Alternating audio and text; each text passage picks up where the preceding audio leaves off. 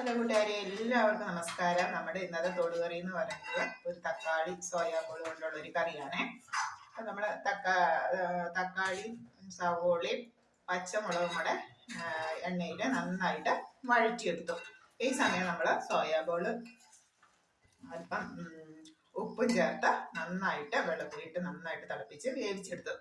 അങ്ങനെ വെന്ത് കിട്ടിയ സോയാബോൾ ഇങ്ങനെ വഴറ്റി വെച്ചിട്ടുള്ള സവോള, തക്കാളി, പച്ചമുളക്, ഇഞ്ചി അങ്ങനെ വഴറ്റി വെച്ചിട്ടുള്ള കൂട്ടിലേക്ക് നന്നായിട്ട് 2-3 പ്രാവശ്യം കഴുകി പിഴിഞ്ഞ്, നന്നായിട്ട് വെന്തത് കൊണ്ട് കഴുകി പിഴിഞ്ഞപ്പോഴത്തേക്കും അത് ഒടിഞ്ഞു.